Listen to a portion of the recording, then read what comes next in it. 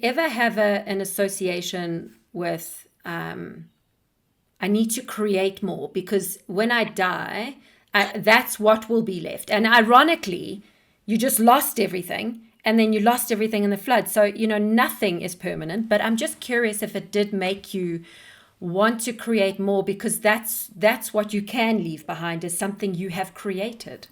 And that is the mission that I'm on. Like that is exactly where I'm going. It's the time. I mean, that's my mission right now is to just my own mortality is in full view. Like that for me is the thing that a lot of my work has always been dealing with death, and I've tried to commit suicide 3 times in my life. Seriously. Yeah. Wow. So like I have like deep depression struggles, like deep, bad, bad. And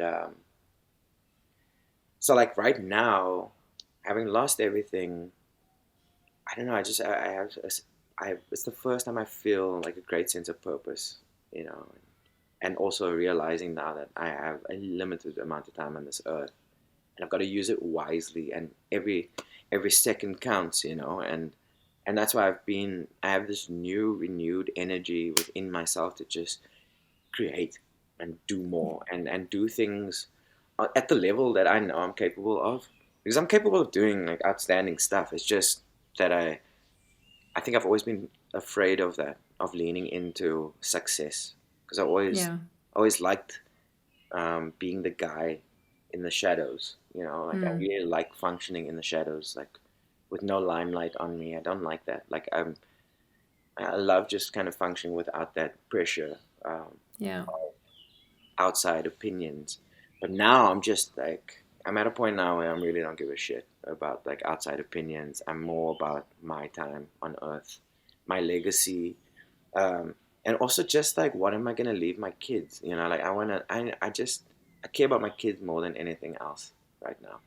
And even when it came down to like me having a renewed sense of self, um, my daughter gave that to me, and Yeah. I love her for that, because like I mean I had no appreciation for life or beauty, in anything on this earth. So like now just seeing her and seeing my son, it's really just kind of reignited my desire to just even present myself even more, in Yeah. the kind of way that I want.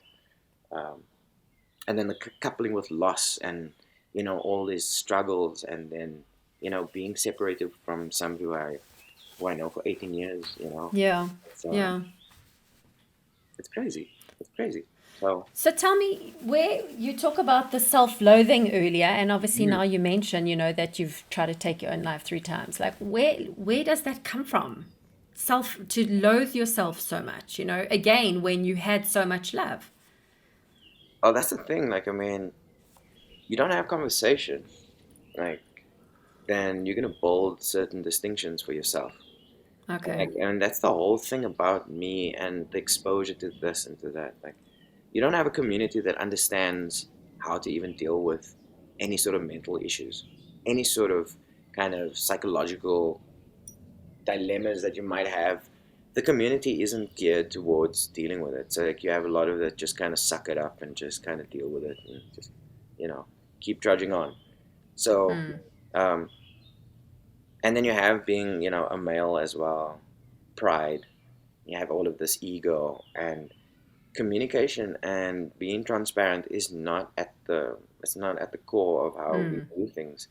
So Or vulnerability, yeah, open just even vulnerability. vulnerability. Like I mean, that's why I even use my platform to be like super vulnerable, Yeah. because I want people to see that you can be kind of like Real. open and real. Like I mean, yeah, like I mean, just because I'm a guy doesn't mean that I'm you know um, that I don't have feelings and I don't have I don't I cry. want to say something stupid. I want to say just because it's like Say it. just because I'm a it's like just because I'm a girl doesn't mean my shit don't stink. It's like just because I'm a guy doesn't mean I don't cry. It's like that like stereotype that we're grown up with. No, it's crazy. And those stereotypes are like they inform us, and it's those kind of we don't really question any of the stereotypes, and it's those kind of things that creates a lot of pressure. Um, So for me, like even the self-loathing, it comes from this desire to please. Like I had this desire to please, and I didn't have any capabilities with dealing with failure. So it was like the desire to always get that dopamine hit, to get the pat in the back, to get the, okay, this is looking great. Um, you know, always, that was me. That was how I felt like I was achieving when I got the little pat in the back and the like, oh, Yeah. that's looking amazing, etc., etc. And this was from a young age. Um, so then, Even though you were the glory boy who always was the one who could do something distinctly different yeah, and good. yeah, but I never had any sort of ability to see my own worth, which was crazy. And I never had, I had my mom who loved me and all these kind of things, but there's a type of communication that you need to have to dismantle a mindset. You have to dismantle it. And even with my Explain that to daughter, me. like even Explain, with what do my you mean daughter, by dismantle a mindset? like even with my daughter, there's certain mannerisms that I can see as just, I can see the frustration. I can see that she's got her own emotional content that she's working through. And so like for me, if you don't have your finger on the pulse, you're not that, observant, you'll miss all of those things. You miss all Yeah, of the little signs. So like for me, I have such a deep relationship with my daughter, for example, that we don't skip those kind of beats. Like beautiful. we call it out and we have conversations about them, because like even tears and crying and things like that before, like I mean, you just treat tears and crying as like a frustration, like, "Oh, please, you're irritating me," or it bugs you and your energy. Whereas for me now, it's like I try and really give them my time and try to understand them and listen to them and like really treat them as little human beings, that have thoughts about things. Um, so we have conversations and try to unpack and dismantle those little things that she would Beautiful. have maybe have gauged from some other kid, like even a tantrum. I seen her, you know, come home with a different set of tantrums where she would end up saying, "I hate myself," you know, and those kind of things. Like if you don't check that, if you don't have any sort of dialogue around, that kid doesn't understand um, fully what it means to say, "I hate myself." If you allow that kid to just kind of have this as, that outlet, that is going to fester and metastasize to a point like where you get to me, you get to my level where it's just like you kind of just go to destruction level because you haven't dismantled any of this. So like now, my daughter apologizes. She has the tantrum. She knows when she's stepping out of line. Um, all we need to do is just we spend a few minutes talking about it. She apologizes.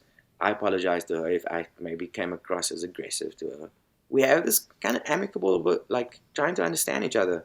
And for me, is that kind of even stoicism and just having my like I try to live a stoic life. So like it's just accepting the good and the bad, Yeah. accepting that people are capable of bad, people are capable of messing up, and Is so that what that means, a stoic life? To like, no, accept like the for me, good? it's just making peace. Like we all have this romantic idea about life, right? Like I mean, you kind of everything is fed by this romantic expectations that you just things are gonna work out, right? And you wake up and it's like, oh, yay, the day's gonna work out.